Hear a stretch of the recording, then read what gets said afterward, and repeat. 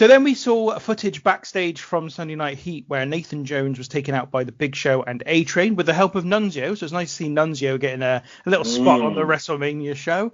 And then we have Limp Bizkit performing Rollin', which Tony Chimmel introduces them as the WWE's favorite band in the world. During this performance, some weird kid joins them on stage as well and starts dancing, which at first looks as if it's not supposed to happen because he seems to push Fred Durst. And then he seems to be part of the show because he's dancing along fine with the women that are also out there.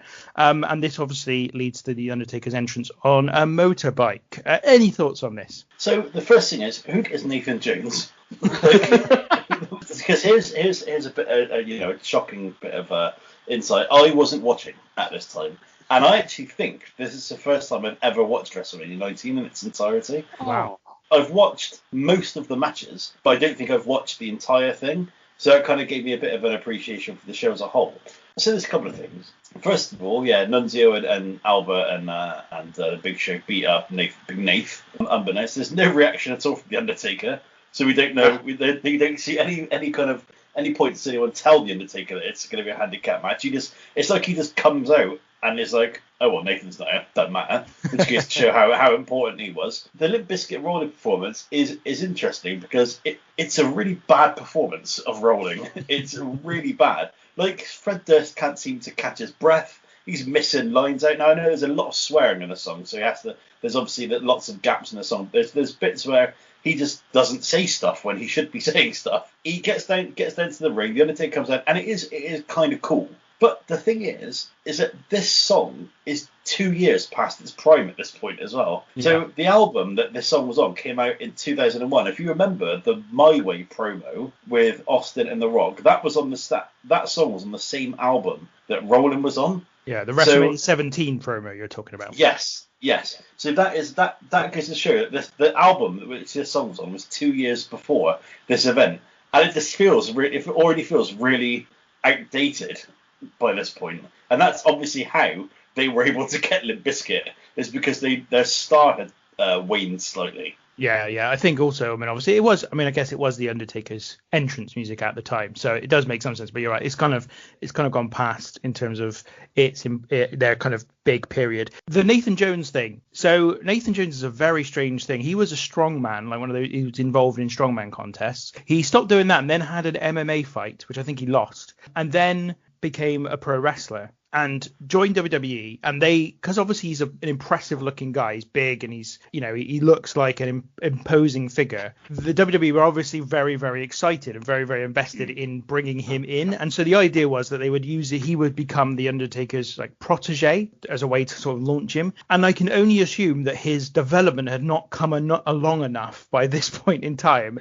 that they decided that he can't be a part of this match. He cannot be on a WrestleMania show, having basically wrestled about a handful of matches in his entire life so far.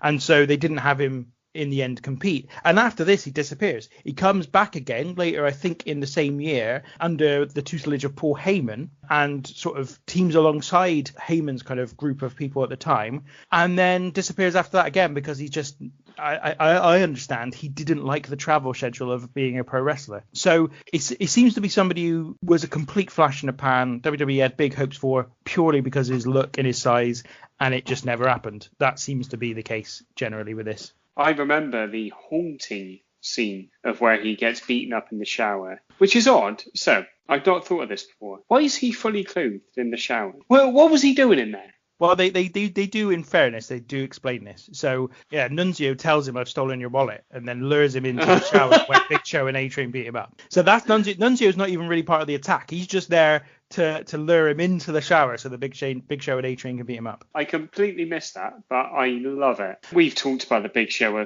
a decent amount on this podcast. You realise just how far down the pecking order he is to be in this match and to be hidden. I don't think there's any doubt about this, that he is hidden in a tag match in this, because he doesn't look in the best of shape. 4 years after he joined the WWE as one of their like highest money signings they'd ever made. I think at the time it was reported to be like $1 million a year for 10 years guaranteed.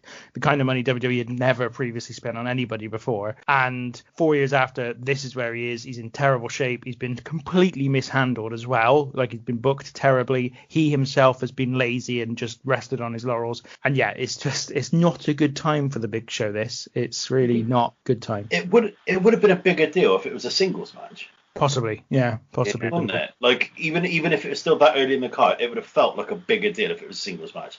So yeah, it's originally supposed to be Undertaker and Nathan Jones versus the Big Show and A-Train. It becomes a handicap match because of the earlier attack that we referenced, and it ends when Nathan Jones comes to the ring and aids the Undertaker against the Big Show and A-Train, and then Taker hits a tombstone piledriver on A-Train for the pin. Tom, sorry, continue. I just wanted to add that bit of context before we go any further. There's a bit in it that did confuse me a little bit, because obviously, as you said, Nathan Jones comes down to aid the Undertaker, even though it's now a handicap match. The referee is like, oh, all right, I guess it's a tag match, but there's no mention of that at all. He even comes into the ring and hits someone, and the referee's like, well, that's just happening now, isn't it? It doesn't matter, it's fine.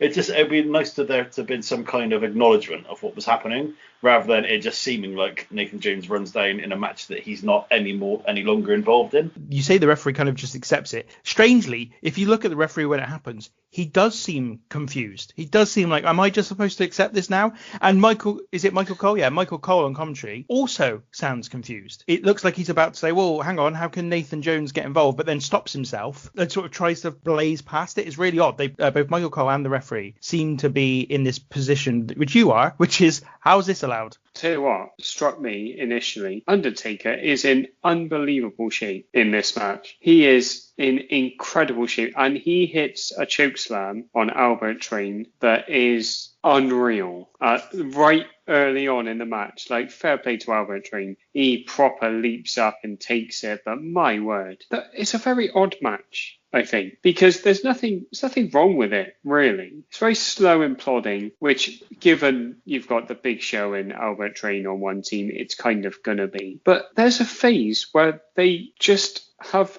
a trio of abdominal stretches.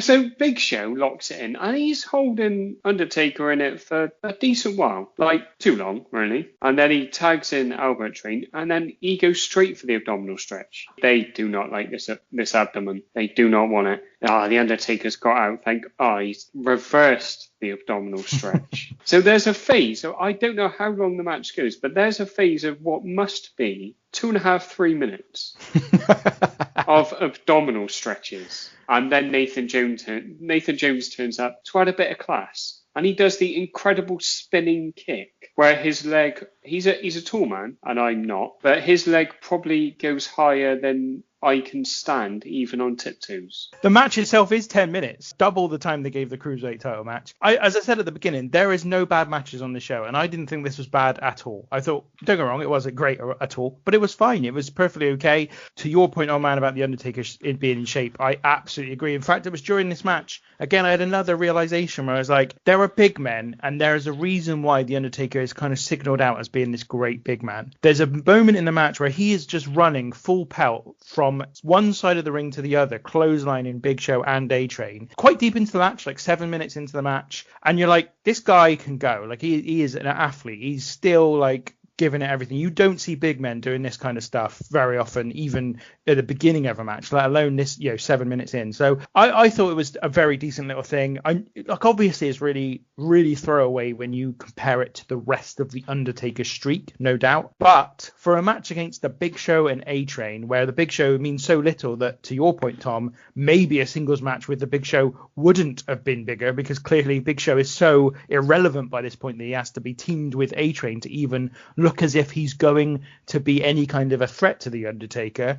I think the Undertaker does pretty well to get something out of this and it not be awful. And obviously we get the classic Undertaker of the time. Old Glory comes out,